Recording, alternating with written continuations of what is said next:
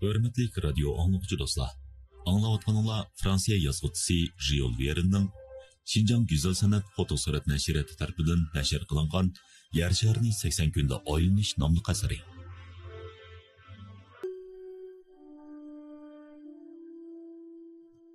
Rangon nomli paraxod Piristondan 20 mil yiroqlikda turadi. Mashchisiga yo'lga chiqish signal bayrog'ini chiqarib qo'ygan ekan. Soat 11 da dong urdi. Fogapandim muddatdan 1 soat burun yetib kelgan edi. Fix ko'zlarini yo'g'on echib, Fogapandimning Auda xonim va xizmatkorini elib orudan tushganligiga. Orqadan kichik bir chatni gemiga chiqqanligiga qarab qoldi. U g'azabdan yerni qattiq bir tepdi. Bu lükçek rastlı ketdi. 2000 fon sterlingni mushunda qil tashlab etdi. Pulni paqaldek chechib etdi. Xap, seni qayerdili bo'lmasin tutmasam. Mushundaq ketaversa, o'g'irlagan pulni nihoyat tezda xashlab tugitadi.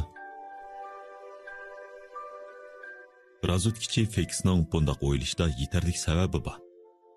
Fogapandim Londondan ayrilgandan keyin yo'l xarajati, mukofot, pul setib olish, kepelik qo'yib berish puli va jarimani to'lab, jami 5000 fon sterlingni so'rab etdi. Shundoq ketaversa, qaytarib kelinadigan zang pul borgan sari ozlab, Fixga tegirgan mukofotmo tabiiy kemiyib ketadi. Rangon nomli paraxod Sharqiy Hindiston shirkatining Jungo dengizi bilan Yaponiya dengizida qatnaydigan yo'lovchilar paraxodi edi. Eg'irligi 1770 tonna bo'lib, normal mangandagi quvvati 400 ot kuchi edi. Uning tezligi Mongoliya nomli paraxoddan qilishmaydi. Ammo aslalari nacharroq edi. Auda xonim joylashgan paraxod bo'lmisi Fogapandim orzu qilgandek unchalik rahat emas edi. Kalkuttadan Şanganggacha 3500 dengiz mildan ortiq musaffa bor bo'lib, 11-12 kun atrofida vaqt ketadi. Shundaqdimi Auda xonim noyati rozi ekanligini bildirdi.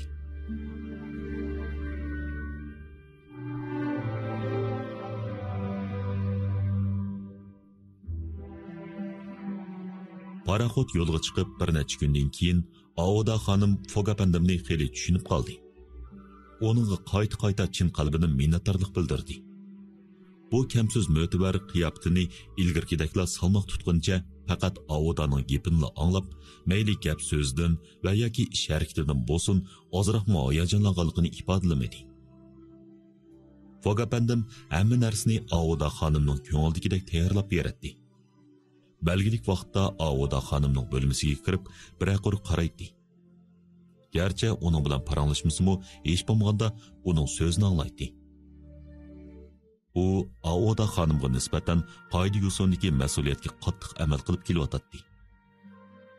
Ammo uning ifodasida hamisha qatmal mo'tavarlar mushundaq so'rinda azaldan rioya qildigan tushunish qiyin xalit kayfiyat hukmron edi. Auda xonim bularni qanday tushunishni bilmay qoldi. Ammo master Audaga xo'jayinining g'alit qiliqlarini yana bir patman so'zlab berdi.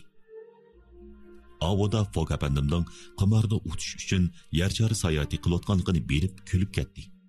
Lekin qanday bo'lmasin, uning qalbi o'zini ajal qo'ynidan qutqizib kelgan Fogapandimga bo'lgan cheksiz minnatdorlik bilan to'lg'an edi. U o'zining kuzatishiga asosan shafqatchisining bu qitimqi qimorda yengilmaydiganligini bildirdi. Auda xonim parislik yo'l boshlovchi bayon qilgan o'zining echinishlik sarguzashtini dalilladi. Omu parislik bo'lib, parisliklar Hindistonning har qaysi qabilalari orasida eng muhim o'rin tutadi. Nurg'ulgan parislik savdogar Hindistonda paxta tijorat qilib yeyib ketgan edi.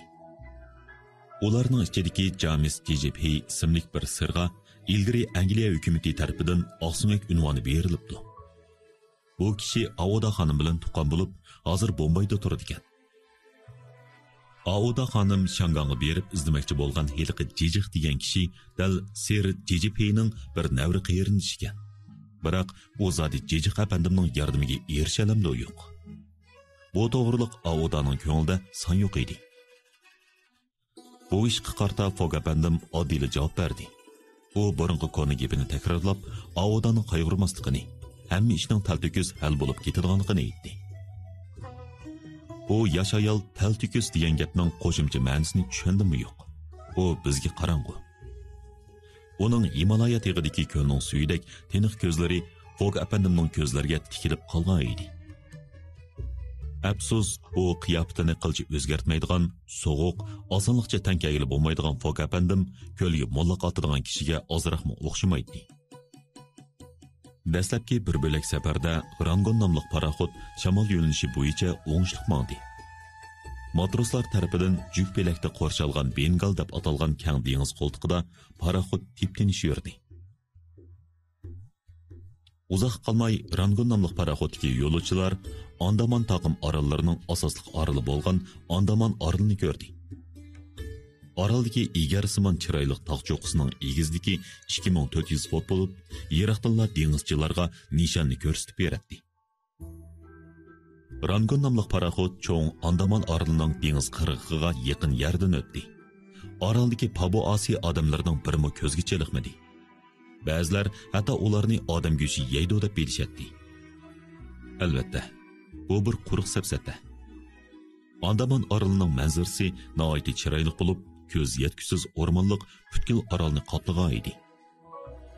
Irg'anshib turgan palma daraxtlari, kokus daraxti, tektona daraxti, g'oyat zo'r seriq akasiya o'rmonligi kishining havasini keltiradigan uyatchan o'chiblar. Siyatiya daraxti dengiz soyilida top-top bo'lib uchib yurgan choykalar kishiga ajoyib huzur beradi. O'rmon kendiki tog'larning qiyofati qova ko'rinadi. Dengiz yoqsida minglagan qimmatli qizil pochaq hayron yuradi. Biroq Andaman orolining go'zal qiyofati kishilarning ko'z oldidan tezla g'oyib bo'lib, Rangon nomli paraxod Malakka bo'g'ziga kirdi. Bu bo'g'oz Jungo dengiziga kiradigan darvoza hisoblanadi. Bu qitimqi safar jarayonida yer sharini aylanishga oralashib qolgan sho'rpeshona Fekis nemishlar bilan shug'ullanayotgandi. Fekis Kalkuttadan ayrildigan chog'da Navada Londondan tutish buyrug'i kelib qolsa, darhol Shanganga yo'llab berishni obdan o'rinlashtirib qo'ydi. Ondan Masterning keynidan o'g'irliqcha paraxodga chiqdi. U o'z bo'lmachisidan sirtqa chiqmadi. Xiyolda toki Shanganga borgandala sirtqa chiqishni o'ylayotdi. Amaliyotda Masterga o'zini qanday qilib bu paraxodga chiqqanligini tushundirganda gumon qo'zg'ab qo'yishdan ehtiyot qilyotdi. Chunki Master uni hozirmi bombayda deb biladi. Lekin muhitning o'zgarishi ahvoliga moslashish uchun u yanalab bu sodiq yigit bilan ko'rishdi. Ular qanday qildi? Biz tövanda tafsili to'xtalamiz.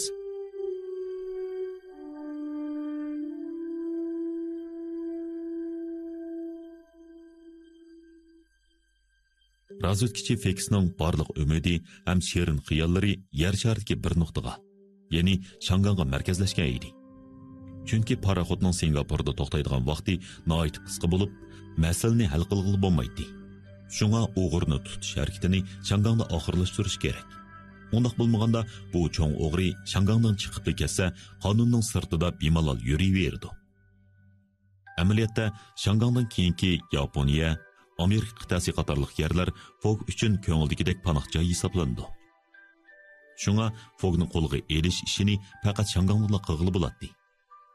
Shangangdan o'tgandan keyin Angliya egidorchiligidagi zamin oxirlashdi-da bir parcha tutish qog'oziga tayinib Fog apandimni tutqili bo'lmay qoldi. Boshqa yerlarda murakkab o'tkazib berish rasmiyatini bajirishga to'g'ri keldi. Demak, Shangangni qo'l sog'ili bo'lmasa, Fog qo'yrig'ini qada qilib tikib o'tdi. Fekis Shangangda harakat qilish qaroriga keldi. Navada qo'lga elish buyrug'i Shangangga kelmagan bo'lsa, Fekis amal qilib Fogning safarini kechiktirmoqchi. To'solg'u paydo qilmoqchimi bo'ldi. To'g'ri, dedi Fekis o'z bo'limida yarim kun o'ylangandan keyin o'z-o'ziga so'zlab. Shunda qilish kerak. Tutish buyrug'i Shanganga kelgan bo'lsa, men uni tutay. Bo'lmasa, qandoqla badal to'lab bo'lsa-mo, uni tutib turay. Uni mang'il qo'ymay. Bombayda mag'lub bo'ldim. Kalkuttadimi aplashmadi. Endi Shangangda uni ketkizib qo'ysam, qilchim yuzim qonmaydi. Jenimni tikidigan ishi bo'lsa-mo, bu qatim uni cho'qim tutib qilishim kerak. Afsus, uni tutib qolmoqchi bo'lsam, zodi qanday usul qo'llanish kerak? Fekis uyan o'ylab, oxiriy xizmatkorga Fogning qanday odamligini aytish qaroriga keldi. Master Fogning qo'lchimoqchisi bo'lmaydi. U haqiqiy ahvolni bilgandan keyin cho'qim o'zligidan yo'l qo'yib Fekis tarafga o'tadi. Afsus, bu yanada bir tavakkilchilik. Bunuq usulni amal qilmaganda ishiltish kerak. Bo'lmasa, master xo'jayiniga ozroqli shapi berib qo'ysa, hamma ish buziladi. Saqchi nazoratining bu razvedkachisi hozir nihoyat qiyin ahvolda qilyotdi. Biroq u Fog apandimning AODga hamroh bo'lib, paraxotda sayl qilayotganligini ko'rib, qaytadan umidga to'ldi. Bu ayol zodi kim? U qanaqsiga Fog bilan billa? Aniqki, ular Bombaydan Kalkuttaga borgacha uchrashgan gap. Shunisi qayerda uchrashgan? Acaba bu yosh ayol safar jarayonida Fog bilan tanishganmi? Yana bir tarafdan o'ylaganda, uning bu qitimqi endi quruqligini kesib o'tish safari mushundoq bir go'zal ayolni tepish uchun oldin planlanganmi? Fix Kalkuttadagi sotqanda bu ayolni ko'rgan edi. Biz hozir bu payloqchining qanchalik qanli qatirganligini his qila olamiz. U butun o'y fikrni ishqa selib o'ylanadi. Bu ish ayollarni aldab elib ketish jinoyatiga chetilamdi yo'q. Durust.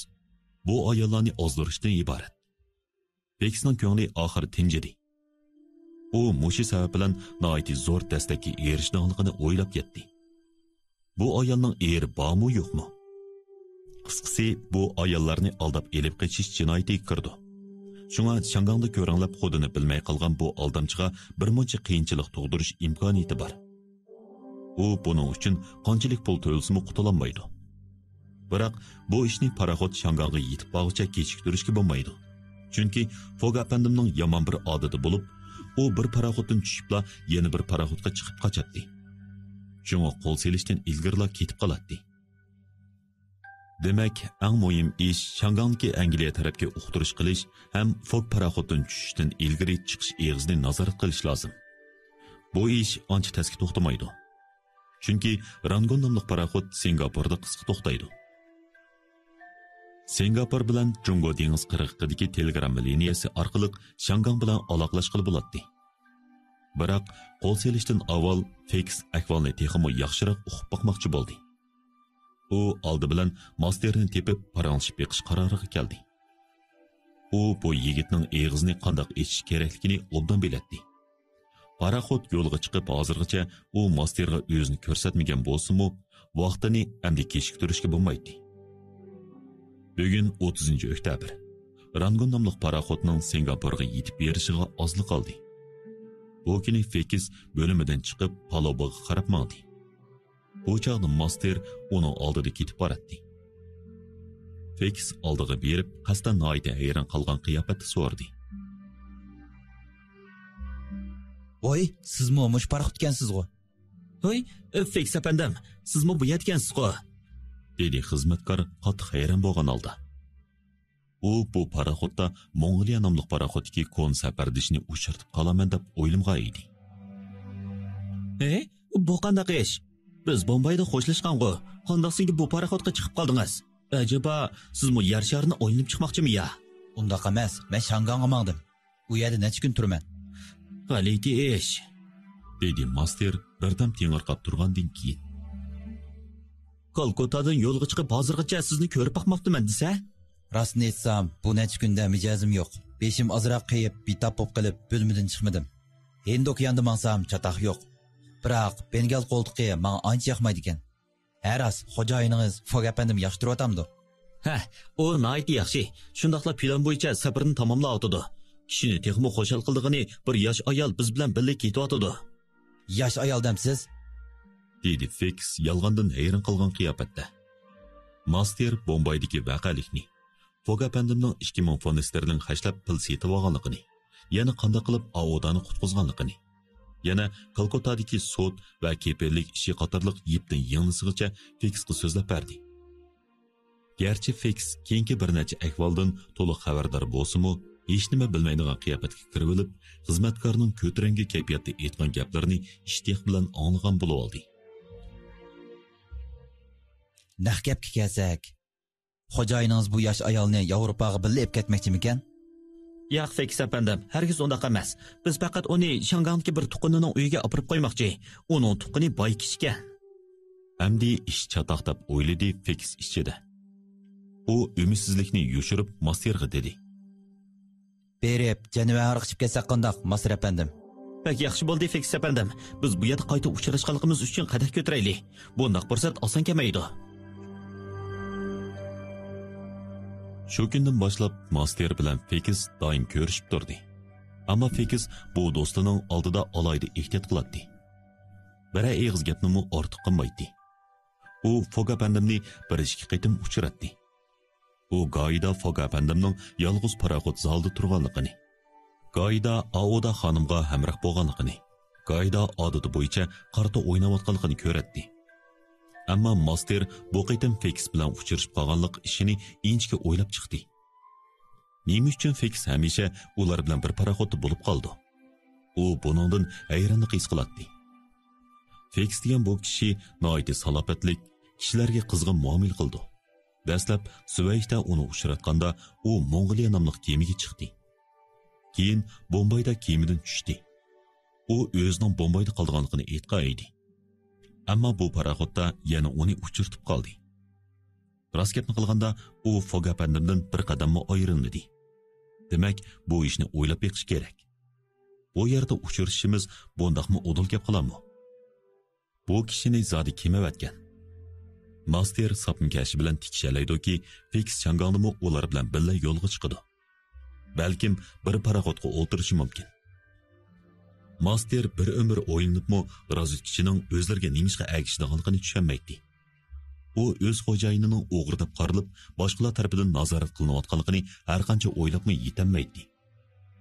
Biroq Master hamma ishni bilib olg'isi kelgan kishi. U karvatda yetib o'ylab berib, oxiri tushundi. Shundaqla bu javob aqlga muvofiq keladi. Feksni cho'qim isloh klubidagi do tikishgan kishilar Fog apandimni kuzatishga avatgan. Maqsadi Fog apandimning bu qitimqi yer sharini oyni safardagi asldagi liniyada mong'anligini bilib beqish. Cho'qim shundaq. Xatosi yo'q. Dedi bu sodiq yigit o'z-o'ziga. U bu hukmdan xushal bo'lib ketdi. Feks cho'qim do'tikkanlar bizni nazorat qilishga avatgan poylaqchi. Bu ish nihoyatda chiroyli planlanibdi. Fog apandim nihoyatda ishonchlik ham samimiy kishi. Bir odamni poylaqchilikqa avatibsizlar. Isloh klubidagi xo'jamlar, sizlar barmoqlarni tishlab qoldigan bo'ldinglar. Master o'zining bayqishidan nihoyat xushal bo'ldi. U Feks bilan so'zlashmaslikni qaror qildi. Chunki u isloh klubidagi kishilarning poylaqchi avatganlik ishini xo'jayiniga dafsilib, uning g'ururiga azor berib qo'yishdan ansirdi. Biroq fursat bo'lsa Feks bilan ko'ngil echib turishni, tog'dan bog'dan so'zlab hargiz tutib bermaslikni loyiq topdi.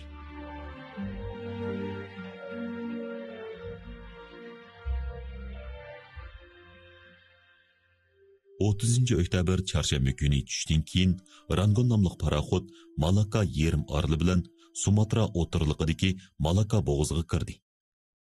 Qatma-qat tik qiyolik tog'lar Sumatra orolida qad ko'tarib turadi.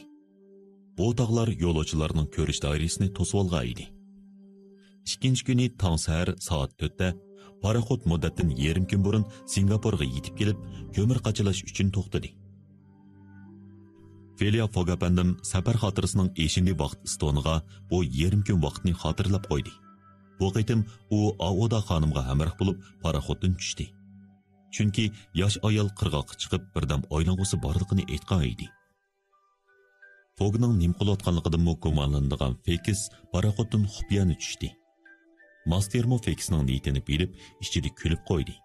Ham qirg'oqqa chiqib nars kerak setib oldi.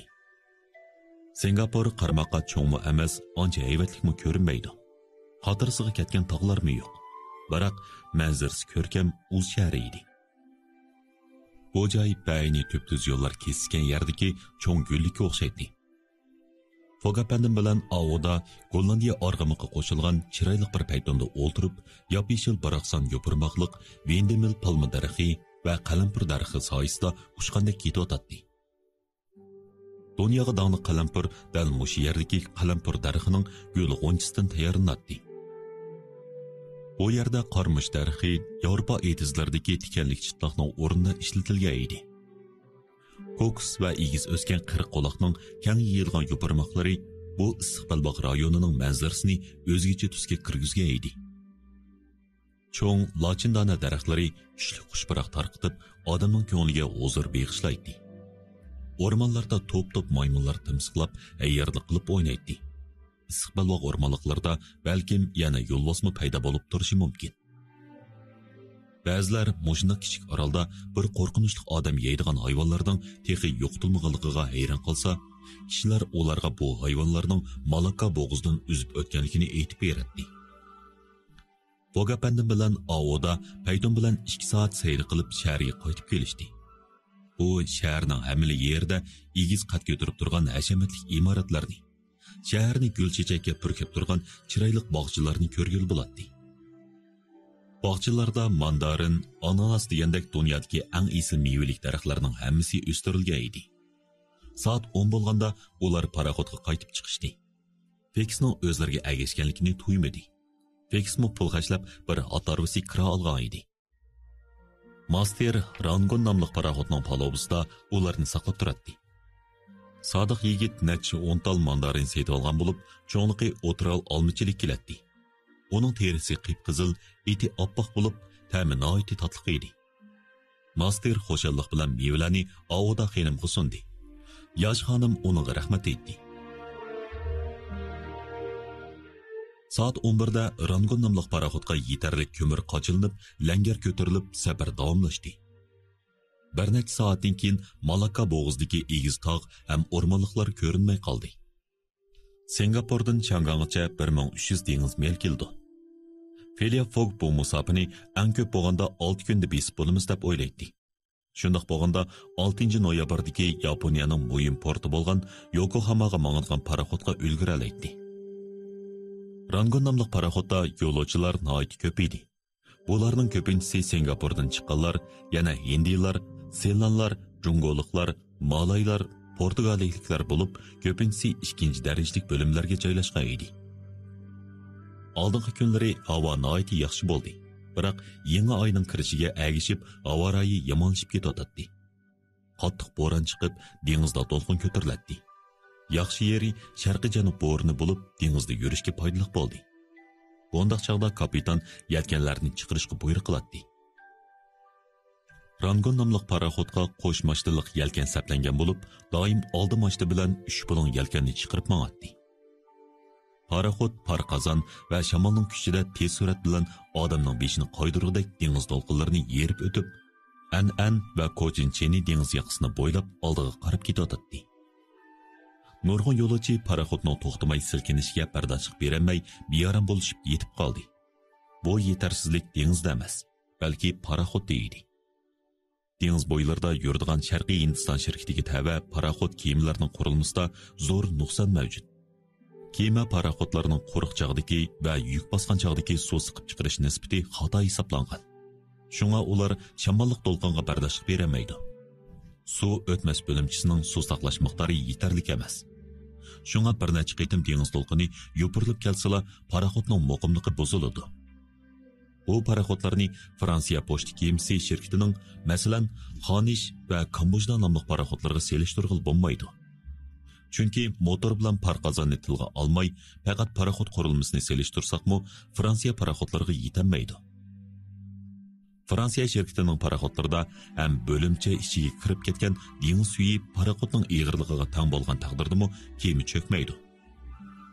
Ammo Sharqiy Hindiston shirkatiga tava paraxod kemalar, masalan, Koreya, Rangon nomli paraxodlarga kirib ketgan dengiz suyi butkul paraxod eg'irligining 6dan 1ga yetmayla cho'kib ketadi. Shunga nachar havo rayiga yo'liqsila diqqat qilishga to'g'ri keldi. Ba'zida yelkanlarni yig'ib motor quvvatini kichiltishga to'g'ri keldi. Buningda vaqt isrof bo'lib ketadi. Ammo bu ahvol Phileas Fogg apandimning kayfiyatiga ta'sir yetkazmadi. Biroq xizmatkor titildab bo'lmayotdi. U kapitandan bo'rondan og'rinatdi. U barliq paraxod xodimlarini bir qaytimdan tillab chiqdi. Ehtimol u Sevir ko'chasidan ayrilgan chog'da gaz o'choqni etishni unutib qolganligi, bu hisobning o'ziga yezilganligini o'ylab, boshqadan titildab ketayotgan bo'lishi mumkin. Onun aldirishda bu asosli sabab bo'lsa kerak. Bu gapcha sizlar rostli Shanganga berishga aldiravotgan o'xshamamsizlar? deb so'radi razvedkachi bir kuni Masterdan. Ha, bakli jiddiy, dedi Master javob berib. Sizningcha Fog apandim paraxodga o'ltirib Yokohamaga berishga aldirayotganmidi? Albatta oldiraydi. Shundaq deyishga bo'ldiki, hozir uningmi taqatsizlanayotgan kishi yo'q. Bu gapcha siz bu g'alit yer shari sayohatiga ishindikansizda? Mutlaq ishonaman. Ajba siz ishonmamsiz Feks apandim. Men ishonmayman. Qiziq. dedi Master ko'zni chimchiqlab qo'yib. Razvedkachi danq etib turib qoldi. Bu gap uni aramsizlantirib qo'ydi. O'zimi nima uchun shundoq bo'lganligini bilmaydi. Bu fransiyalik ajba uning salohiyatini bilib qolganmidi? U qanday qilishni bilmay qoldi. Biroq uning razvedkachi salohiyatini faqat o'zida bildigan sir deyishga bo'ladi. Master qandoqmi bilalsin? Uning bundoq deyishida cho'qim bir sabab bor. Yana bir kuni Master texmi tushunishlik gap qildi. U Feksga o'xshash yushirib o'ltirmay gap bo'lsa daviratdi. Hay, Feks apandi, dedi u bir xil mug'ambarlik bilan. bu qitim Shanganga borgandan keyin siz rasl mangmamsiz? Sizdan ayrilishga ko'zim qiymayotidi. Menmo bir nim deyamayman. Balkim mangmasligim mumkin. dedi Feks o'ng'aysizlangan holda. Hay, biz bilan birga mangsangiz xo'shal bo'lardik. Yerim Orol shirkatining vakolatchisi hargiz o'tir yo'lda to'xtab qolmaydi. Siz aslida Bombay qilib bormoqchi edingiz. Mana endi Jungoga bormoqchi bo'lyapsiz. Amerika qit'asimi yiroq emas. Texi u yerdan Yevropaga ko'zni yumib ochqicha yetib borg'ili bo'ldi emasmi? Feks Masterga tikildi. Master uning qarab kuldi. Feksmi uningga agishib qoqoqlab kuldi. Master kulib turib Feksdan so'radi. Hay, bu kasbning kirimi yuqorimi? Yuqori emas. Ba'zida yaxshi, ba'zida nachar. Biroq sizga ayon, men safar qilsam pul chiqamayman. dedi Feks o'ylamayla. Ha, bu gapga tamamen ishonaman. dedi Master yuqori ovozda. U texmi qattiq kulib ketdi. Bu qitimgi suhbat oyoqlashgandan keyin Feks o'z bilimisiga qaytib o'yinishga boshladi. Aniqki, u oshkorinib qolgan edi. Nimil degan bilan bu fransiyalik uning salohiyatini bilib olibdi. Lekin u xo'jayiniga aytdimi yo'q. U o'tirliqda qandoq o'yin o'ynayotdi? Dialoga munosabatlik bir yipuchi posh bo'lib qolganmidi? Feks mushundoq necha soat o'ylandi. O'ylangan seri hamma ish tugashgandek bilindi. Turibla yana Fog ahvolni bilmaydi. Shunga keyingi qadamda qanday qilish kerak deb o'yladi. Uning kallasi oxiri tinchidi. U Masterga gapning o'chig'ini aytish qaroriga keldi. Navoda Shanganga beribmi Fogni qo'lga olamasa, ham Fog Shangang zamindan ayrilmoqchi bo'lsa, Feks Master bilan hammani aniq qilish kerak edi. Shundoq bo'lganda xizmatkor bir bo'lsa, xo'jayinining qo'lchimoqchisi bo'ldi. Fog hamma ishdan xabar topadi-da, Diloni boshqa qilib bo'lmaydi. Yana bir ahvolda xizmatkor bilan Fogning hech qanday munosabati yo'q bo'lib chiqadi-da, u o'z kelajagini o'ylab bo'lsa-mu, bu o'g'irdan munosabatini uzadi. Mana bular u odamning o'ylaganlari edi. Felia Fog apandim bo'lsa, suquqqan, tamkin qiyofati bilan bu ishlardan mustasno ketayotdi. U xuddi bir cho'ng sayyorga o'xshash o'z orbitasida yer sharini aylanishni o'ylaydi. O'z atrofida aylanib yurgan kichik sayyorlarga parvo qilmaydi. Biroq uning yanida astronomlar tarafidan Kachela sayyorasi deb atalgan bir kichik yulduz bor. Balkim mushu yulduz uning qalbida bir qism qalayimqanchiliklarni paydo qilishi ehtimol. Lekin undoq bo'lmadi. Masterni hayron qoldirgani shuki, Audaning go'zal o'sin jamoli Fog apandimning qalbini besaramjon qilolmadi. Navoda bu yulduz daxli qildi deyish to'g'ri kelsa, uning kashili qilish darajasini mo'ljarlash kishilar Neptonni boyqagan chog'dagi Uranning kashilisini mo'ljarlashdimi qiyin deyishga bo'ladi. Shundoq. Bu Masterni har kuni hayron qoldirgan ish. U yosh ayolning ko'zlarining Fog apandimga bo'lgan cheksiz minnatdorlik hissiyotiga to'lganligini ko'radi. Felia Fog muhabbat dengiziga sho'ng'ish uchun emas, balki mardlik uchun ish qildi. Bu qitimqi safarda yuz berish mumkinchiligi bo'lgan voqealar hamda bu voqealarning uning safariga ko'rsatadigan ta'sir qatorliqlarni o'ylab o'tirmadi. Ammo Master hamisha ansirabli yuradi. Bir kuni u motor bo'limchisining reshatkasiga minib olib, qoida o'z ichida ochiqlab qolgan mashinaning ushqandek o'ynayotganligiga qarab turadi. Tuyuqsiz paraxod oldi kayniga shiddat bilan silkinib edi, ishtargich davolg'uchdan suv yuziga chiqib kelib, ziyoda tezlikda quruq aylanib ketdi. Shu daqiqada pariq qopqoqdan etilib chiqib, Masterni qattiq tushitdi. Qopqoq yemetilmabdi-ku. O paraxod mangmidi. Qaranglar, bu navoda qo'polroq kema bo'lgan bo'lsa portlab ketgan bo'lar edi. Bundaq misildimaydi. Hörmətli radio anlıqçı dostlar. Anlayotganlar Fransiya yazğıçısı Jules Verne'nin Şinjan Güzel Sanat Fotosurat Nəşriyyatı tərəfindən nəşr qılınğan Yer şəhərini 80 gündə aylanish nomli əsəri.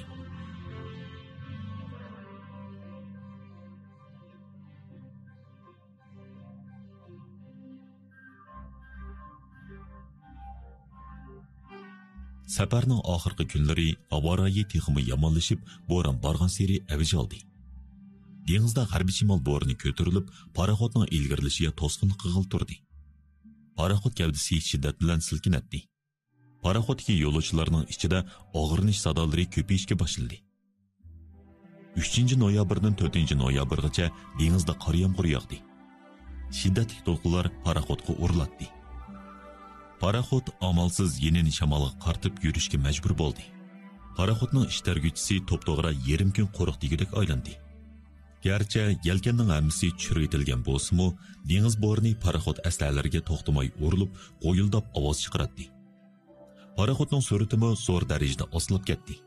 Ahvoldan qaraganda Shanganga berish vaqti muhlatdan 20 soat kechikirgandek qiladi.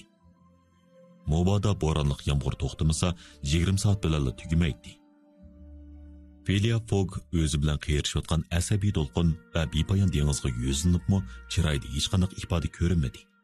Hatto qo'shimisi turilmadi. Safar rostilla 20 soat kechikib ketadigan bo'lsa, Yokohamaga mangadigan paraxodga ulgurgilib bo'lmaydi. Uning plani butunlay barbod bo'ladi. Ammo bu kishi bayni bir parcha yog'ochdek, hatto safarga chiqishdan burunla bu qitimqi bo'ron chapqonni allaqanchon berib olgandek bir ozmi chechilmadi, ham kayfiyatimi o'zgarmadi. Aoda xonim uning bilan bo'ron chapqon to'g'riliq so'zlashganda, uning ilgirkideklar xotirjam ekanligini bayqadi. Ammo Fekis bularning sirtida. U ichida qo'shilib bo'ladi. Navoda Rangon nomli paraxod dahshatli bo'ronga o'dil kelib, bir portda to'xtab daldalanmoqchi bo'lsa, uning uchun buningdan zo'r xo'shalik bo'lmaydi. Qisqasi, vaqtni kechiktiradigan har qanday ishni u xo'shalik bilan qarshi oladi. Shundoq bo'lganda u Fogni Shangangda bir necha kun tutib tura oladi. Taliga shiddatli dengiz to'lqinlari unga yordam berdi. Gerçi Fekisning ozroq besh qiyayotgan bo'lsa-mu, qaraydi chog'liq. U bo'lib qayqilsa-mu, boshqa ishdan azoblansa-mu, kayfiyati noyit ko'tarangi edi. Masterga kelsak, uning hozir nim bo'lib ketganligini, bu qitimqi odamni bezar qilgan bo'ronda uning kontrol qilib bo'lmaydigan g'azabining qaysi darajaga berib ketganligini tasavvur qilmoqdas. Safar boshlanib ta hozirgacha xuddi quruqlik bilan dengiz ularga omad tilgandek safar to'limi o'ngishli ketayotdi. Acaba falokat bosgan kunlar yetib keldimi?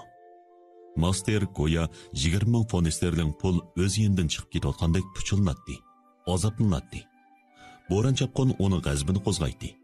Qor bo'ron uni aqldan ozdirg'ilik qil qoldi. Mumkin bo'lsa, terisiga patmay qolgan bu ko'ran bo'ronni qamchi bilan toza bir adablab qo'yishni o'ylaydi. Bichora yigit. Feks Masterning oldida noiti ehtiyotchan bo'lib, ko'nglikini oshkorlab qo'yishdan saqlandi. Bu nuqtadan u to'g'ri qildi. Bo'lmasa o'ziga balo tepib oladi.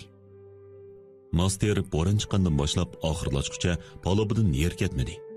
Bölmege qaytib kirmadi. U ba'zida maymundek mashina uchiga chiqib olib, matroslarni cho'chitib o'tadi.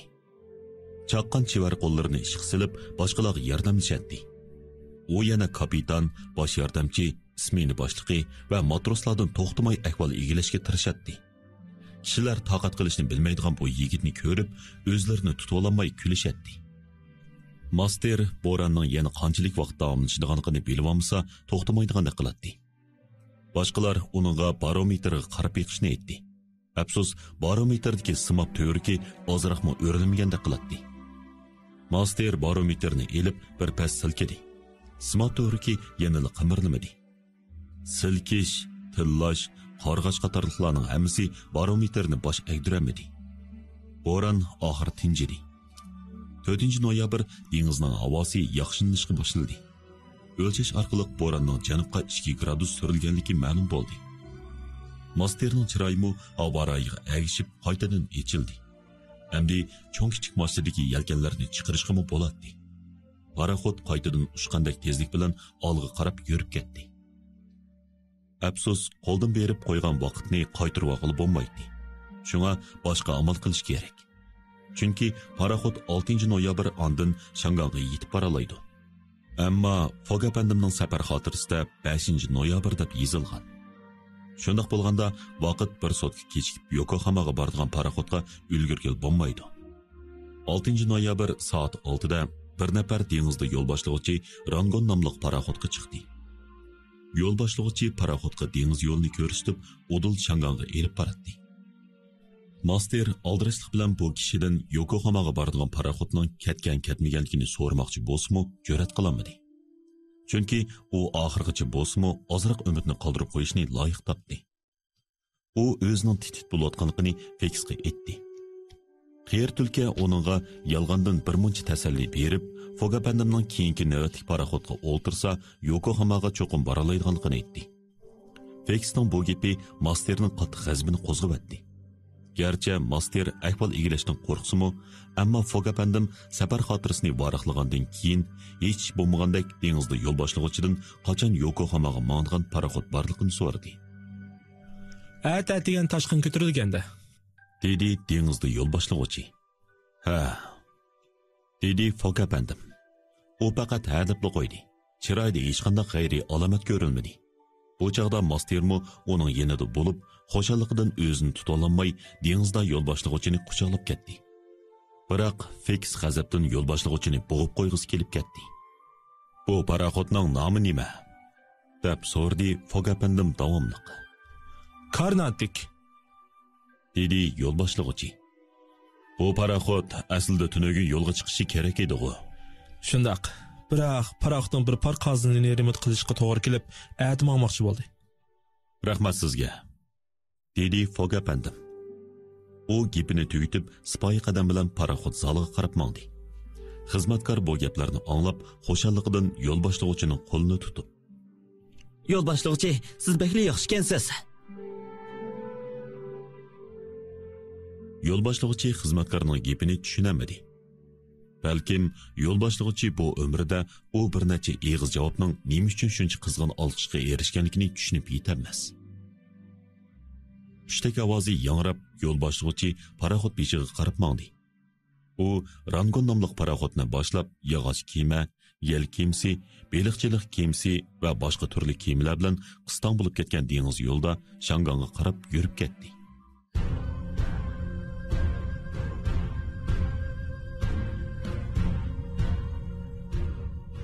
6 noyabr tushdan keyin soat 1 da Rangon nomli paraxod Shangang portida to'xtadi. Yo'lovchilar qirg'oqqa chiqishga boshladi. Shuni e'tirof qilish kerakki, bu odatdan tashqari ahvol Fog apandimga intayin foydali. Navoda Karnatik nomli paraxodning parqozini remont qilinmagan bo'lsa, 5 noyabrda ketib qolgan bo'ladi. Ondaqda Yaponiyaga berish uchun yana 8 kun saqlab, keyingi navbatlik paraxodga o'ltirishga to'g'ri keladi.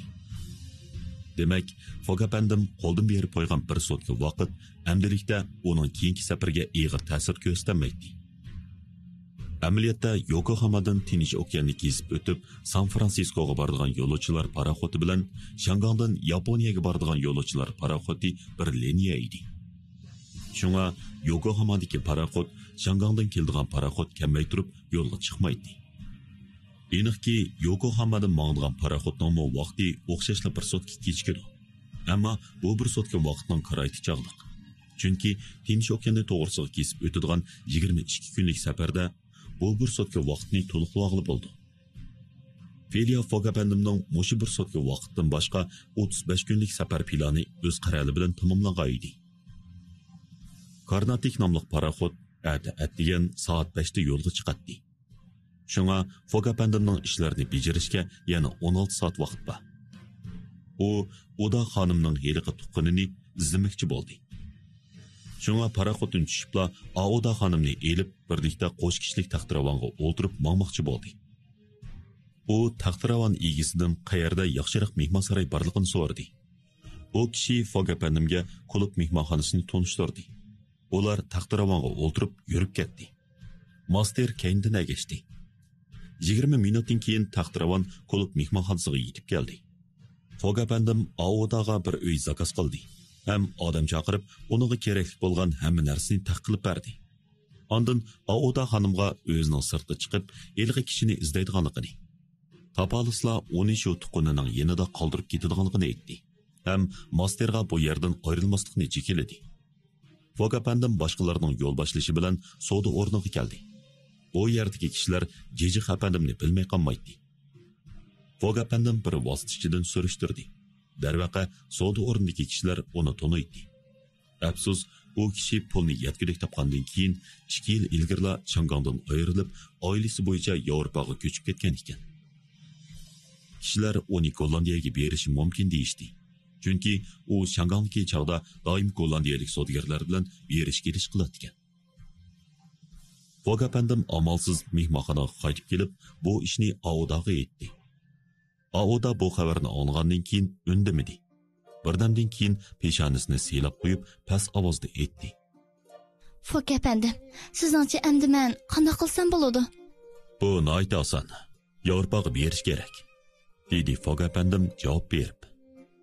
Men sizga daxl qilib qo'yishdan ansirayman. Hargiz undoq bo'lmaydi. Biz bilan mansingiz safarga qilchilik ta'sir etmaydi. Master. Men tayyor apandim. Hozirli berib, Karnatik nomli paraxodga 3 kishilik o'rin zakaz qilgan, dedi Fog apandim. Master shu an sirtqa mangdi.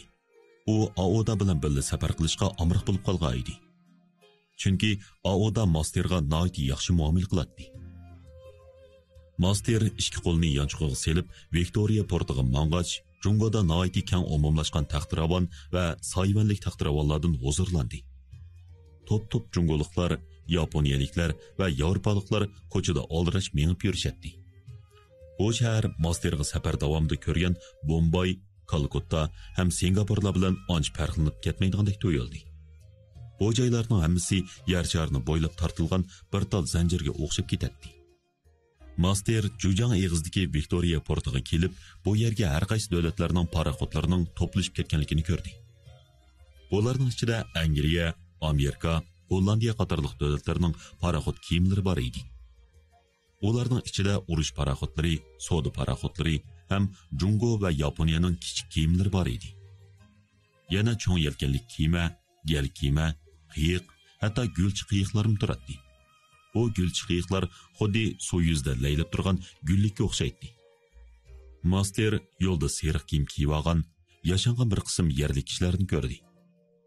U jungocha uslubda soqolni qirdirish xiyoliga kelib, bir jungoliklar satrashxonasiga kirdi. U inglizchani yaxshi so'zlaydigan bir satrashni boyiqi yashangan kishilarning oz degandimi 80 yoshdan oshganligini, mush yoshga kelgandila ondan ularning seriq kiyim kiyish huquqining borligini, seriqraqning xonjamatiga vakillik qilganligini bildi. Master gapning tagiga yetolmagan bo'lsa-mu, nihoyat qiziq tuyuldi. U soqolni qirdirib bo'lib, Karnatik nomli paraxod to'xtatilgan pristonga qarab mangdi. U yerga berib, Feksning yolg'iz dengiz bo'yida mengib yurganligini ko'rdi. U hayron qolmadi. Bu chaqda Feksning chiroyidan umidsizlik alomatlari chiqib turadi. Yaxshi, endi isloh klubidagi mo'tvarlarga chatoq bo'lgan bo'ldi deb o'yladi Master. Xizmatkor Feksning oldini ko'rmagan qiyofatga silib olib, yaqin berib kulimsirganicha qo'l ishorat qildi. Rostini aytganda, Feksning sho'rpeshonligidan qanchalik og'rinayotganligini tushunish tas emas. Chunki u tutish buyrug'ini yanada olamagan edi. Aniqki, bu buyruq uning keyindan agishib kelayotdi. Navoda Shangangda bir necha kun turib qolsa, qo'liga tegadi. Bu yerda Fogni qo'lga olamaganda, bu o'g'ri yiroqqa qochib ketadi. Hey, Feks apandim, biz bilan birga Amerikaga berishni qaror qildingizmi? deb so'radi Master. Shundoq, dedi Feks tishlarini g'o'chirlatgancha. Undaqda tezroq bo'ling, bilet olib boraylik. Sizning bizdan ayrilmaydiganligingizni bilaman, dedi xizmatkor bir tarafdan so'zligach, bir tarafdan qoqoqlab kulib. Ular birlikda dengiz transporti bilet setish o'rniga kelib, 4 kishilik bilet setib oldi. Bilet sotuvchi ularga paraxodning remont qilinib bo'lganligini, bugun soat 8 da yo'lga chiqadiganligini aytdi. Ha, bak yaxshi bo'ldi. Oldirmasa xo'jayinga foydaliq. Men hozirlik berib uningga aytay. dedi Master. Fix eng oxirgi taktikini o'tirg'i chiqarib, hammani xizmatkorga aytmoqchi. Amal qilib, Fog apandimni Shangangda bir necha kun tutib qolmoqchi bo'ldi. Balkim bu birdan bir chora bo'lsa kerak. Bilet setish o'rnidan chiqqandan keyin Fix xizmatkorni aroq ichishga taklif qildi. Master vaqtning baldirligiga qarab yiqib ma'qul bo'ldi. İkisi Pristanning o'dildagi kishini o'ziga jalb qilgan bir qahvaxonaga kirdi. Bu noyati chiroyli bezalgan keng kushada zal bo'lib, zal ichiga bir karvat qo'yilgan edi. Karvatda necha 10 kishi uxlayotdi. Zalda yana 30 necha odam chiviq bilan to'qilgan shiranni cho'rdib o'tiradi. Ularning ba'zilari yo'g'on istakanlarda Angliya sus ranglik pivisi yoki qor pivisi ichishayotdi. Ba'zilari Angliyada ishlangan janva harqi yoki brandi ichishayotdi. Onundan boshqa ko'p qism kishi qizil sapliq yo'g'on boshliq g'ansini tortishib o'tiradi. Ko'pchilik olganlari oylinib ketib, shira ostiga yiqiladi. Qavaxona xo'jayini ularning putqonlarini so'rashtirib, karvatdagi mas bo'lgan bangilarning orliqiga yotqizib qo'yadi. Oylinib ketganlar mana mushundaq bir-birlab karvatga yotqiziladi. Karvat ustida 20 dan ortiq odam yotadi. Fix bilan Master shu chaqdala o'zlarining bekor talab, yarmas, daldush, lag'aylab yurgan odamlarga masqush tijorat qiladigan yerga kirib qolganligini bildi. Kishilarning eng echinishlik yomon odatidan foydalanib pul tepish nima degan cho'ng ifloslik. Buningga o'xshash taraylar Shangangda jiq bo'lib, Fix bilan Master aroq ichmoqchi bo'lib kirgan bu yer faqat shularning biri edi. Masterning puli bo'lmasa-mu, noyat xo'shallik bilan do'stining yaxshi ko'nglini qabul qildi. U boshqa bir kuni Fixni mehmon qilganligini bildirdi. Fix 2 botilka danglik Portugaliya Porto qizil uzum marqa elib keldi. Master echilib, yeyilib ichishga boshladi. Fix faqat ancha-muncha o'tlab qo'ydi. U Masterni ko'z totadi. İkisi u yer bu yerdan paranglashib o'ltirishdi. Suhbatning qiziq temisi Fixning Karnatik nomli paraxotga o'ldirib, Yokohamaga berish to'g'riliq bo'ldi. Ularning parangi paraxotning yana bir necha soatdan keyin mang'dg'anqiga kelganda, Master haraqini ichib bo'lib, o'rnidan turib mengishga tamshaldi. Fix uni tutib elib. Birdan to'xtab turing. Nima ish Fix apandim? Siz bilan paranglashadigan jiddiy ish bor. Jiddiy ish? Dedi Master haraqini ichib bo'lib, sal tingirqigan holda. Biz so'zlashaylik, bugun vaqtim yo'q. To'xtang, xo'jayiningiz bilan munosabatli ish. Dedi Fix. Master bu gapni anglab, Fixning chiroyiga tikildi. Fixning chiroyining g'alati o'zgarganligini ko'rib, qaytadan joyiga o'ltirdi. Menga zodi nim demoqchidingiz? Mening nima odam ekanligimni allaqachon bilib bo'ldingiz-ku deyman. Deb so'radi Fix. Albatta, dedi Master kulib. Yaxshi, amsi men sizga hammani ochiq aytay. Birodar, men hammani bilib bo'ldim. Siz yana nim demoqchi? Ha, bo'pti. Shundaqdimi anglab boqay. Qani dang. Ammo oldin deb qo'yay, u mo'tavarlar bekorga pul qashlayotdi. Bekorga pul qashlayotdi? Dal aksiya. Siz ishning qanchalik cho'ng songa berib taqishadiganligidan qilchilik xabarsiz. Xatolashdingiz, men bilaman. 20 ming fond sterling o'sha. 55 ming fond sterling. Dedi Fix Masterning qo'lini ching tutib turib. Ha? Qandaqsiga? Dedi Master vaqirab. Acaba Fog apandim 55 ming fond sterling chiqarib, bo'pti, undaq bo'lsa birozmi vaqtni istirib qilib bo'lmaydi. U gapini qilib bo'lib, yana o'rnidan turdi. 55 ming fond sterling. Dedi Fix Masterning qo'ldan kuchab tortib o'rniga o'ltirg'izib olib. U yana bir botolka brandi akeldirdi. Ondan gapini davom qildi. Men bu ishni bajarib bo'lsam, 2 ming fond sterling mukofotga erishaman. Faqat siz yordam qilsangizlar, men sizga 500 fond sterling bilib beraman. Bu ishni qilamsiz. Sizga yordam qilamdim? Deb vaqirdi Master. Uning ko'zlari chanoqidan chiqib ketayli deb qolgan edi. Shundaq, siz menga yordam qilib, Fog apandimni Shangangda bir necha kun tutib tursiz. Ha. Siz nimda otsiz? Bu mo'tavarlar xo'jayinimning durust odamligiga ishonmay, sizni mariqchilikqa avatdi. Bu mu yetmagandek, endi uni to'smoqchi bo'layotdi. Men ularga ichinyapman. Bu nima deganingiz? Deb so'rdi Fix tushunmay. Men deyman, ular samimiyatsizlik qilibdi. Ular Fog apandimning pulini elib olmoqchi. Munaqcha aytganda, barliq mulkini tortib olmoqchi. Shundoq, biz shundoq qilmoqchi. Bu degan suiqasd. dedi Master g'o'drab. Fix haraqi taklif qilsa, u ichiverdi. Qanchalik ichganligini bilmadi. Endi kuchli Brandi o'z kuchini ko'rsatishga boshladi.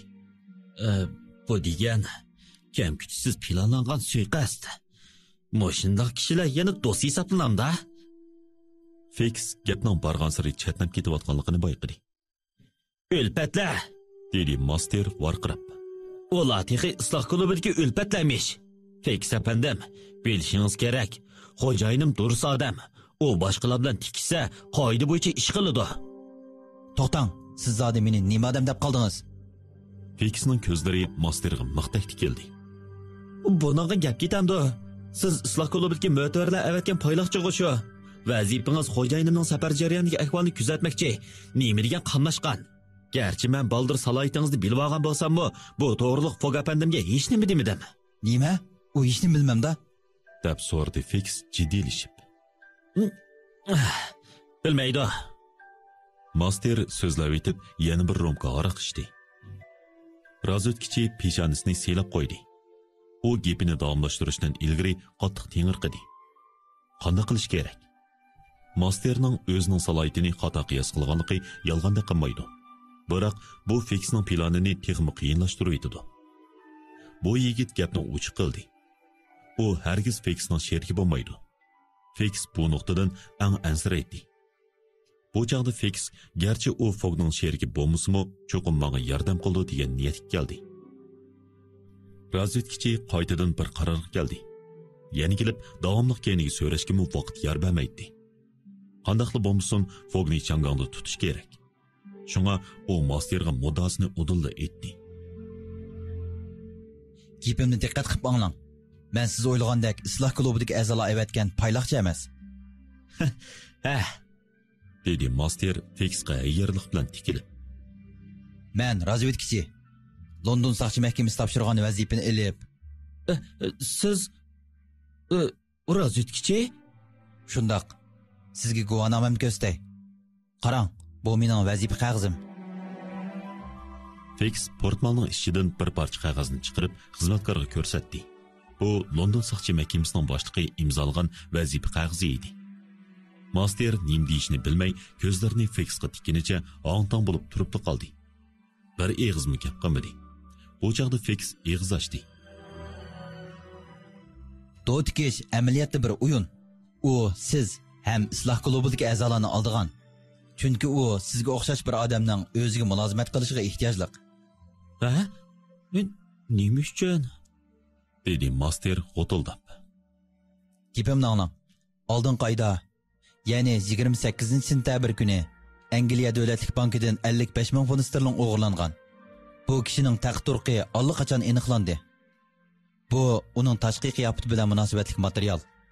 O'g'ri dal Fog apandimga o'xshash. Ishon qil, dedi Master ochiqda shirin mushlab. Xo'jayinim dunyodagi eng durust odam. Nimaga asosan shunday deysiz? Siz ilgari uni tonimaysiz. Chunki siz Fog apandim yo'lga chiqqan kuni uning uyiga ishq tushgan. U qilcha ahmiyat yo'q sabab keltirib, aldirash tinash Londondan ayrildi. Hatto yuk taqmamadi. Faqat bir xalta pul elib oldi. Shundaq turuqliq, siz yana uni durust odam deb kapolat bera olamsiz? Men huddi qilaman, kapolat berman. dedi bechora Master qayta-qaytlab. Undaqda agash kuchi jinoyatchi bo'lib qo'lga olinishga rozi ekansizda. Master qo'llari bilan beshini chin qamolladi. Chiroyi tamoman o'zgardi. U beshini ko'tarib Fixga qarashga jur'at qilmay yotadi. Fog apandim Avoda xonimning shafqatchisi. Mushundaq mehribon ham botir kishi qandoqsiga o'g'ri bo'ldi. Shunisi Fix ko'rsatgan gumonliq nuqtalarmi shunda qoyil qilardiq. Master xo'jayinining mundaq ish qilganligiga hargiz ishonmaydi. Tez ayting. Siz meni nim qildirmoqchi? dedi Master oxir g'ayratga kelib. Men Fog apandimni ta bugungacha ko'zitib kelyapman. Ammo Londondan kelgan tutish buyruqini tek topshirib olmadim. Shon sizning Fogni Shangangda hayol qilib tutib turishingizni nima? Angliya davlatlik banka menga bermoqchi bo'lgan suyunchini siz bilan tang ulishiman. Men unda qilolmayman. dedi Master. U o'rnidan turmoqchi bo'lgandi, lekin turolmay joyiga o'ltirib qoldi. Fiks efendim. dedi u tilni chaynab turib. Boyiqi gaplaringiz rost bo'lgan taqdirdami? Xo'jayinim siz tutmoqchi bo'lgan heliqi o'g'ri bo'lgan taqdirdami? Mening qarim yo'q. Men uning xizmatkori. Meningcha u yaxshi odam. Oliyjanob kishi. Uningga hargiz osiylik qilmayman. Hatto men butun dunyodagi oltinni basmo unda qilmayman. Rad qilib otamsiz? Shundoq. dedi xizmatkor qat'iylik bilan. Bo'pti, men hech nim demagan bo'lay. Hariqimizni ichayli. Bo'pti. Ichayli.